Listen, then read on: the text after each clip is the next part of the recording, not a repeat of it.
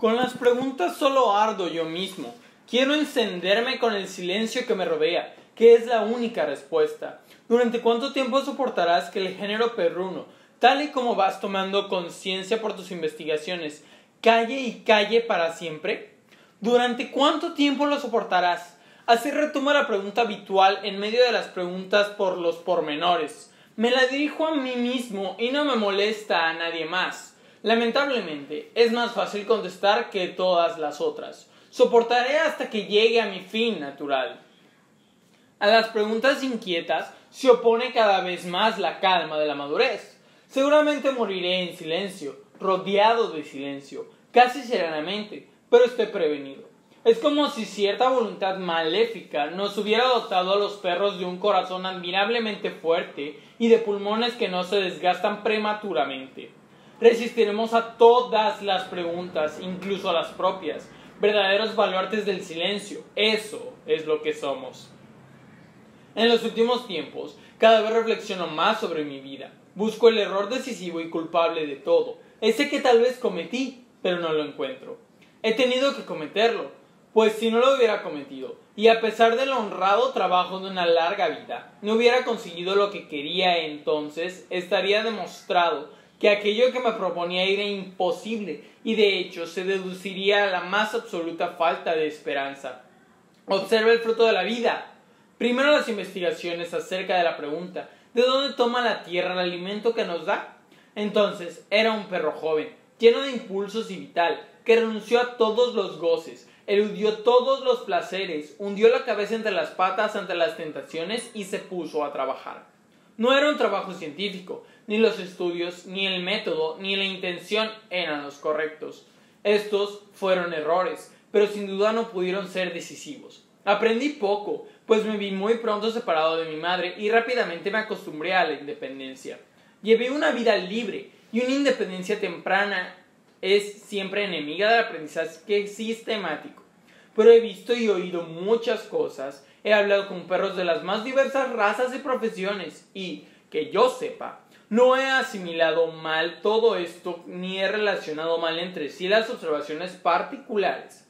Y esto se ha suplido en cierto modo al estudio científico. Además, aunque la dependencia puede ser una desventaja para el aprendizaje, es una ventaja para una investigación propia. Era tanto más necesaria en mi caso, pues yo no podía seguir los auténticos métodos de la ciencia, es decir, utilizar los trabajos de los antecesores y establecer contacto con los investigadores actuales.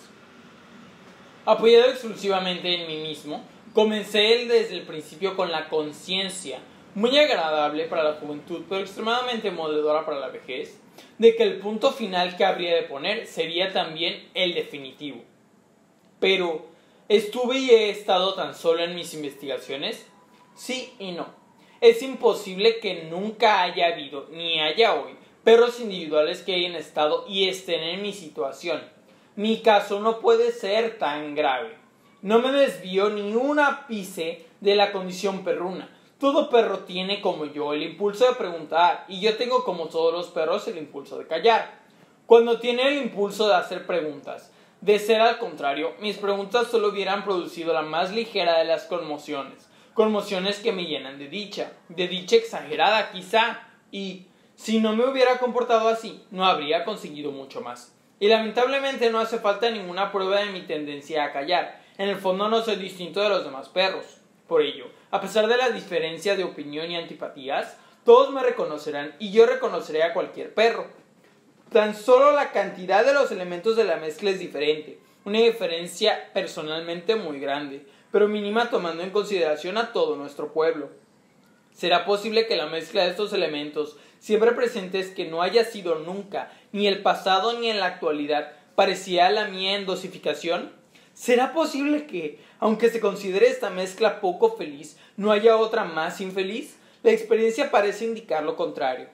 Los perros hemos ejercido los oficios más extraordinarios. Son oficios que nadie creería que existen si no tuviéramos noticias fidedignas de ellos. Aquí estoy pensando, sobre todo, en el caso de los perros voladores. La primera vez que oí hablar de uno, me reí y no me dejé convencer en absoluto por lo que se me decía. ¿Cómo? que hay un perro de la raza más diminuta de todas, de tamaño no mayor que mi cabeza, que no crece más que en su edad adulta y que, a pesar de su débil naturaleza y de su apariencia artificiosa, inmadura y mimada, y a pesar de ser incapaz de dar un salto como es debido, puede ir flotando por el aire, sin hacer un esfuerzo aparente, sino que para ello le basta descansar? No, querer convencerme de todo ello me parecía intentar aprovecharse demasiado en la ingenuidad de un perro joven. Pero poco después escuché hablar de otro perro volador. ¿Se habrán conjurado para reírse de mí? Luego vi a los perros músicos y ya todo me pareció posible. Ningún prejuicio limitó mi capacidad de asimilación. He seguido rastros de los rumores más descabellados y los más disparatados me pareció en esta vida insensata más verosímil que lo razonable y lo provechoso para mis investigaciones. Lo mismo ocurrió con los perros voladores. Aprendí mucho sobre ellos y aunque no he conseguido hasta hoy ver a ninguno de ellos, hace tiempo que estoy firmemente convencido de su existencia y en mi visión del mundo ocupan un lugar importante. Como casi siempre, no es aquí su arte lo que me hace reflexionar. Es realmente admirable, ¿quién podría negarlo?, que estos perros sean capaces de flotar en el aire, y comparto este asombro con la especie canina. Pero para mí es mucho más admirable la insensatez, la callada insensatez de sus existencias. En general no lo fundamentan. Flotan en el aire y así se quedan. La vida sigue su curso. Aquí y allá se habla de arte y de artistas. Eso es todo. Pero, ¿por qué?, preguntó al género perruno lleno de buenas intenciones. ¿Por qué flotan estos perros? ¿Qué sentido tiene su profesión? ¿Por qué no se recibe de ellos ninguna respuesta que lo explique? ¿Por qué flotan allá arriba y dejan que sus patas, el orgullo del perro, se atrofien? ¿Por qué se mantienen alejados de la tierra provisora de los alimentos y recolectan sin haber sembrado, siendo bien alimentados a costa de la especie canina? Debo jactarme de haber provocado cierta agitación en estas preguntas. Se comienza a explicar, a iniciar un intento de explicación. Se empieza pero no se va más allá de este inicio. Pero ya es algo. Si bien nunca se muestra la verdad, nunca se llegará tan lejos. Al menos se muestra parte de la confusión y de la mentira. Todas las absurdas manifestaciones de nuestra vida e incluso las más absurdas tienen un fundamento. No total, claro está. Esa es la ironía del diablo. Pero sí que basta para defenderse de las preguntas inconvenientes. Volviendo al ejemplo de los perros voladores, no son arrogantes, como se podría inicialmente suponer. Son más bien dependientes de su congénere perruno, lo que se comprende si uno se pone en su lugar. Están obligados, aunque no tienen que hacerlo abiertamente, pues ellos supondrían romper el voto de silencio, a obtener de alguna manera el perdón por el género de vida que llevan, o al menos a desviar la atención, a que se les olvide y, según se me ha contado, intentan lograrlo mediante la locuacidad casi insoportable. Siempre tienen algo que contar, en parte sobre sus meditaciones filosóficas, a las que se pueden dedicar continuamente, pues han renunciado a todo esfuerzo físico, en parte sobre lo que ven desde su elevado observatorio. No se caracteriza por su fuerza espiritual, lo que es comprensible debido a la vida regalada que disfrutan. Su filosofía es tan irrelevante como sus observaciones, y la ciencia apenas ni puede servirse de ellas, ni tampoco remitirse a fuentes tan lamentables. Con todo, cuando se pregunta qué es lo que pretenden los perros voladores, una y otra vez se recibe la respuesta de que hacen una gran contribución a la ciencia. Ya, contesta uno, pero su contribución está exenta de valor y es molesta. Las réplicas consiguientes serán el encogimiento de hombros, los rodeos verbales, el enojo o la risa, y se deja pasar un rato y uno pregunta de nuevo. Se volverá a escuchar que hacen una contribución a la ciencia y, finalmente, si a uno le preguntan y no repara mucho en ello, contestará lo mismo. Y a lo mejor es conveniente no ser demasiado terco y ceder, no reconociendo el derecho a la vida de los perros voladores, lo cual es imposible, pero sí tolerando su existencia. No se debería pedir más, pues sería demasiado. Sin embargo, se pide. Se exige tolerancia para nuevos perros voladores que van llegando. No se sabe muy bien de dónde vienen. ¿Se reproducen? ¿Aún tienen fuerzas para ello? ¿Cómo se van a reproducir si no son más que un pellejo? Y, aunque lo inverosímil fuera posible, ¿cuándo tendría lugar la reproducción? Siempre se les ve solitarios y satisfechos de sí mismos, suspendidos en el aire y, Si alguna vez se rebajan a caminar, lo cual ocurre durante un breve intervalo, dan unos pocos y afectados pasos, rigurosamente en solitario y en supuestas cavilaciones, de las que ya no logran liberarse ni aunque se esfuercen en ello, o al menos eso es lo que dicen.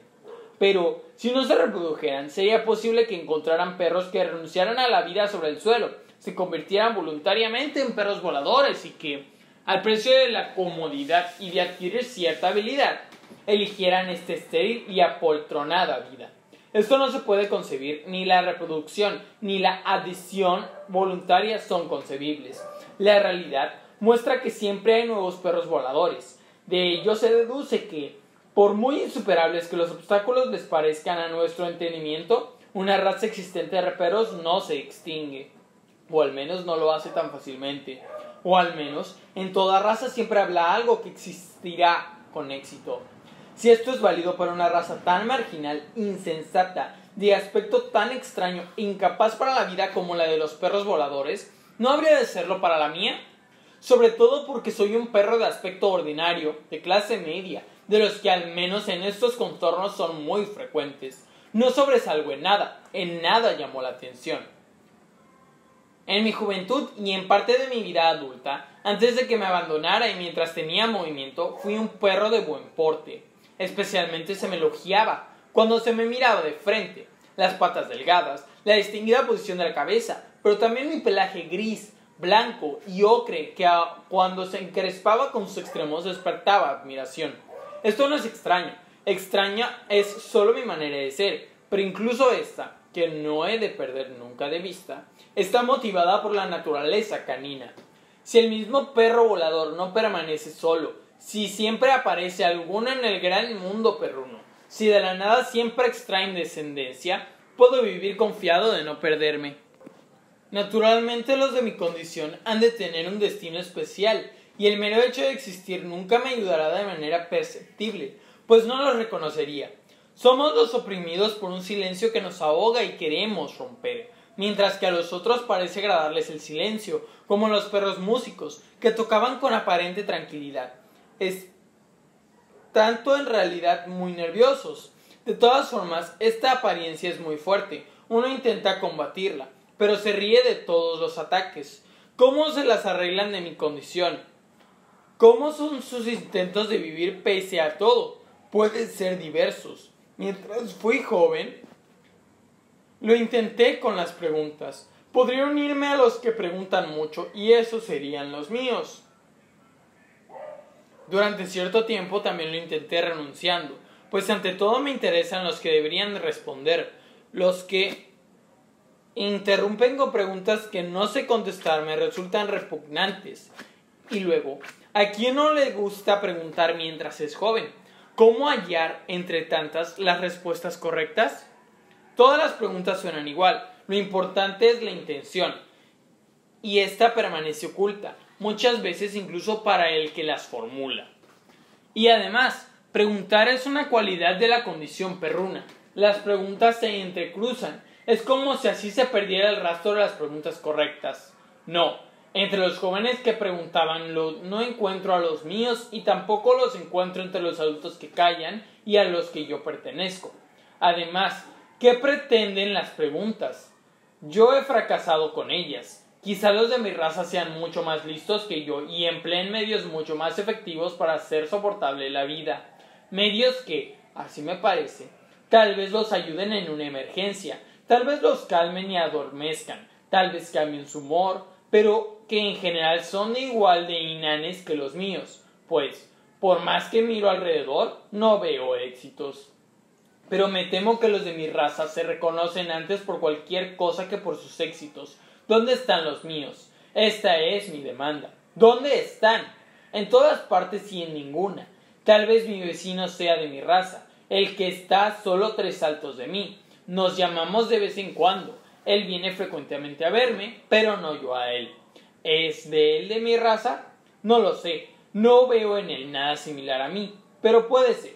Es posible, pero no hay nada más improbable. Cuando está lejos, con ayuda de mi fantasía puedo ver en él muchos rasgos comunes, pero cuando está ante mí, mis invenciones me parecen ridículas. un perro viejo, algo más pequeño que yo, a pesar de ser apenas yo de talla mediana.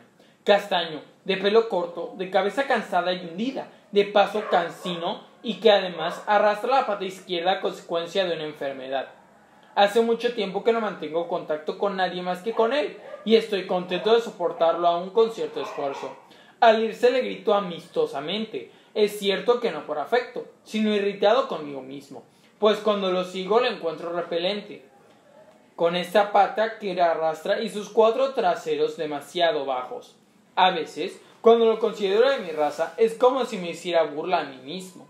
Además, en nuestras charlas, él no manifiesta nada que evidencie camaradería. Realmente es inteligente y, teniendo en cuenta el medio en el que nos movemos, suficientemente culto y podría aprender de él. Pero, ¿voy en busca de inteligencia y formación? Frecuentemente conversamos sobre cuestiones locales y a mí, que la soledad me ha hecho más perspicaz en este aspecto, me sorprende la riqueza de espíritu que se necesita a un perro común, aun en circunstancias no muy desfavorables, para ir tirando y defenderse de los peligros más habituales. La ciencia da las reglas, pero comprenderlas no es fácil, ni siquiera aproximadamente y a grandes rasgos. Y cuando se comprenden, viene de la auténtica dificultad aplicarlas a las circunstancias ordinarias. En esto casi nadie puede ayudar. Casi cada hora trae nuevas tareas que son diferentes en cada franja de la tierra. Nadie puede decir que sí mismo que está asentado duramente en un lugar y que su vida marchará por sí sola. Ni siquiera yo, cuyas necesidades disminuyen cada día que pasa. Y esto es interminable esfuerzo. ¿Para qué? Solo para sumirse en el mutismo y no poder ser sacado nunca por nadie de ahí. Se suele admirar el progreso del género perruno, y con ello se admira ante todo el progreso de la ciencia. Sin duda la ciencia avanza, es imparable, incluso avanza con buena velocidad, cada vez más rápido, pero ¿qué hay de admirable en eso? Es como si se quisiera admirar a alguien porque a medida que pasan los años se hace más viejo, y, a consecuencia de ello, la muerte se fuera aproximando cada vez más rápido. Y esto es un proceso natural y hasta lleno de fealdad en el que no veo nada admirable, solo veo decadencia, con lo que no digo que las anteriores generaciones fueran mejores, solo fueron más jóvenes. Esto fue su gran ventaja. Su memoria no estaba sobrecargada como la actual. Era más fácil lograr que hablaran y, aunque no lo lograra, las posibilidades eran mayores. Esta mayor posibilidad era la que nos excitaba el escuchar aquellas historias antiguas y por lo demás ingenuas. De vez en cuando escuchamos una palabra significativa y saltamos. No sentimos el peso de los siglos sobre nosotros. No, por mucho que critique mi época, las anteriores generaciones no fueron mejores. En cierto modo, fueron mucho peores y más débiles. Los milagros no andaban por las calles para que cualquiera pudiera verlos a su antojo, y los perros no eran, y no puedo expresarlo de otra manera, tan perrunos como hoy. La constitución de los perros era menos marcada. La instrucción exacta todavía habría podido actuar, influir en la obra, modificarla, alterarla, cambiarla a voluntad y convertirla en su contrario. Y aquella palabra existía, o al menos estaba cerca. Flotaba sobre la punta de la lengua y cualquiera podía averiguarla. ¿A dónde ha ido a parar hoy? Hoy se podría meter la mano en las entrañas y no se encontraría. Quizá nuestra generación esté perdida, pero es menos culpable que las pasadas. Puedo comprender las vacilaciones de mi generación. Ya no es una vacilación, es un sueño que he tenido 1000 veces y que he olvidado otras 1000.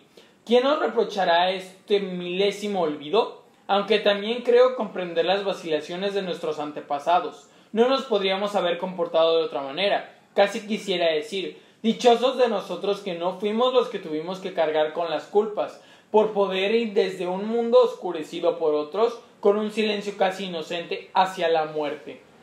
Cuando nuestros primeros padres se descarriaron, no pensaron que se trataba de un descarrío definitivo. No perdieron de vista la encrucijada. Era fácil volver, y si volvían, solo se demoraban porque querían disfrutar durante un breve tiempo de la vida perruna que, en realidad, no era todavía una vida perruna, pero sí una vida embriagadoramente agradable. Por lo que me merecía la pena desmorarse, aunque fuera solo un poco, y por eso seguían vagando.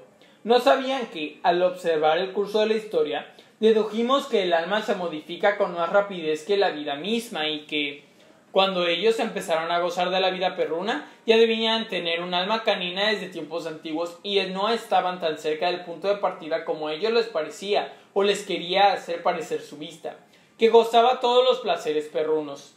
¿Quién puede hablar todavía de juventud? Eran los auténticos perros jóvenes, pero su única ambición consistía en llegar a ser perros viejos, algo que no podían fracasar, como lo demostraron las siguientes generaciones de perros y la nuestra mejor que ninguna. No hablo de ninguna de estas cosas con mi vecino, pero pienso en ellas cuando estoy sentado frente a él, un típico perro viejo, o cuando le olisqueo su pelaje y percibo un soplo de olor a piel descarnada. No tendría sentido hablar con él de estas cosas, incluso con cualquier otro. Sé cómo transcurriría la conversación. Pondría pequeñas objeciones a esto o aquello. Finalmente lo aprobaría. La aprobación es la mejor arma. Y todo quedaría enterrado. ¿Por qué sacarlo de su sepultura? Y sin embargo, tal vez haya con mi vecino un acuerdo más profundo que el de las palabras. No puedo dejar de sostener esto, aunque no pueda aportar pruebas y esté expuesto a un engaño, precisamente porque él es el único con el que tengo trato desde hace tiempo y debo creerle. Eres a tu manera de los míos, te avergüenzas de tus fracasos. También yo fracasé, cuando estoy solo, aúllo apenado por ello. Ven conmigo, entre dos es mucho más llevadero. Así pienso a veces y lo miro fijamente. Él no baja la mirada, pero no deja traslucir nada. Mira obtusamente y se pregunta por qué me he callado e interrumpido mi conversación. Pero quizá esa mirada es su forma de preguntar y yo lo decepcioné, como él a mí. En mi juventud, si otras cuestiones no me hubieran parecido más importantes y si no hubiera sido con creces autosuficiente, tal vez se lo habría preguntado de viva voz y habría obtenido un mustio asentimiento, es decir, menos que hoy con su silencio. Pero, ¿no callan todos igual? Nada me impide creer que todos son de los míos. No tengo por qué creer que solamente he tenido casualmente un colega investigador, que por sus significantes éxitos se ha hundido y ha sido olvidado y no puedo llegar a él, pues me lo impide la oscuridad de los tiempos o el tráfago del presente. Al contrario, siempre he tenido colegas que a su manera, callados o astutamente charlatanes, se han afanado y han fracasado de resultado de una investigación sin esperanza. Entonces no hubiera sido necesario que me aislara. Podría haber permanecido tranquilamente entre los otros. No habría tenido que abrirme paso como un niño travieso por entre las filas de los adultos, que también quieren abrirse paso como yo y que solo me engañan por su juicio, que les advierte que nadie puede conseguirlo y que toda lucha es absurda. Estos pensamientos son claramente el producto de la compañía de mi vecino. Me confunde y me hace sentir melancolía, y eso es bastante alegre. Al menos lo escucho gritar y cantar tanto cuando está en sus dominios, que me resulta pesado. Lo mejor sería renunciar a esta última relación y no abandonarse a las vagas ensoñaciones que produce el trato con otros perros, por muy endurecido que uno se crea que esté. Lo mejor sería emplear el poco tiempo que me queda en mis investigaciones. La próxima vez que venga me esconderé y fingiré dormido, y haré esto tantas veces como sea necesario para que no vuelva. En mis investigaciones también ha penetrado el desorden. Las voy abandonando. Me canso. Yo, que corría esperanzado, yo solo troto mecánicamente. Me remonto a la época en la que empecé a investigar la cuestión. ¿De dónde toma la tierra el alimento que nos da? Por cierto, entonces vivía en el seno del pueblo. Me apresuraba por resolver lo más intrincado. Quería convertir a todos en testigos de mi trabajo. Su testimonio era para mí más importante que mi trabajo. Y, como todavía esperaba que estuviera repercusión pública, recibía un estímulo que hoy, que estoy solo, se ha disipado. Entonces era tan fuerte que hice algo inaudito, algo que contradecía todos nuestros principios y que todo testigo presencial recuerda como algo monstruoso. Encontré en la ciencia que normalmente busca una especialización ilimitada, una llamativa simplificación. Nos enseña que generalmente la tierra nos proporciona nuestro alimento y nos da. Después de haber cumplido esta condición previa, los métodos mediante los que nos los da son diferentes alimentos en las mejores calidades y mayores cantidades. Es acertado que la tierra produce los alimentos, de ello no hay ninguna duda, pero el proceso no es tan sencillo como normalmente se expone, hasta el punto en que se excluye toda la investigación ulterior. Basta tener en cuenta los hechos más primitivos que se repiten diariamente. Si fuéramos completamente inactivos, tal y como yo estoy a punto de ser, y, después de un superficial cultivo del suelo, nos tumbáramos enroscados y esperásemos a ver qué pasaba. En caso de que tuviera que producirse algo, encontraríamos alimento de la tierra, pero esto no es lo normal. Los que conservan cierta ecuanimidad frente a la ciencia, y por cierto son pocos, pues los círculos que traza la ciencia son cada vez más amplios, reconocerán sin problemas que la parte más importante de la alimentación que yace sobre la tierra desciende desde arriba. Cada uno de nosotros, conforme a su habilidad y su codicia, consigue atraparlo mejor incluso antes de que llegue a la tierra. Esto no digo nada contra la ciencia. La tierra reproduce este alimento de forma natural. Que lo que saque uno de su seno y otro lo recoge de las alturas no es una diferencia esencial, y la ciencia, que ha constatado en ambos casos la importancia del cultivo de la tierra, tal vez no debe ocuparse de tales matices y debe llegarse por el dicho: una vez que la comida está en tu boca, tus problemas se han resuelto.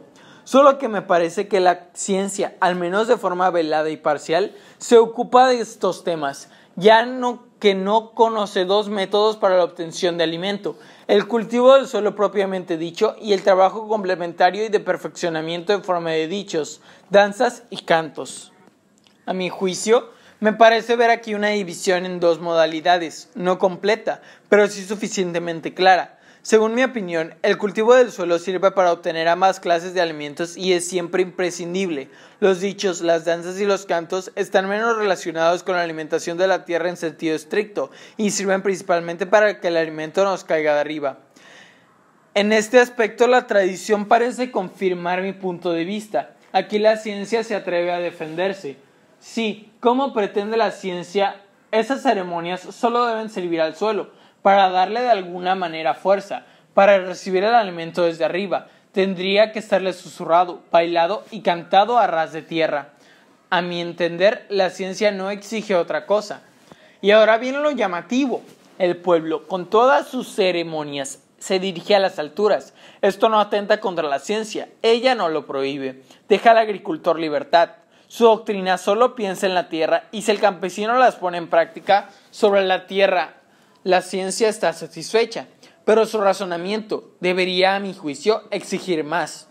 Y yo, que nunca profundicé en la ciencia, no puedo imaginarme cómo los entendimos toleran que nuestro pueblo, tan apasionado como es, grite las palabras mágicas a lo alto y haga cabriolas al danzar, como si, olvidándose del suelo, quisiera elevarse para siempre. Quise poner de relieve estas contradicciones, siempre que, según las enseñanzas de la ciencia, llegaba la época de cosecha. Me limitaba a concentrarme en el suelo. Lo arañaba al danzar, giraba la cabeza para aproximarme a la tierra lo más posible.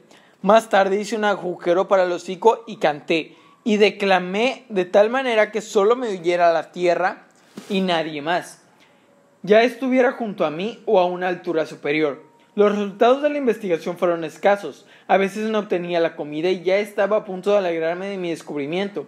Cuando volví a la comida, como si, habiendo sido confundido por mis anteriores acciones, se reconocieran las ventajas que reportaban y pudiera renunciar sin problema a mis gritos y saltos. A veces la comida llegaba con mayor abundancia que antes, pero algo faltaba por completo. Con un esfuerzo hasta ahora desconocido en los perros jóvenes, hice una reseña completa de todos mis intentos. Creía ya encontrar una pista que me revelara algo, pero poco después volví a perderme en lo indeterminado. Es innegable que aquí supuso un obstáculo mi insuficiente preparación científica. ¿Qué evidencia había, por ejemplo, de que la falta de comida no era debida a mi experimento, sino a un científico cultivo del suelo? Si era así, todas mis conclusiones eran erróneas.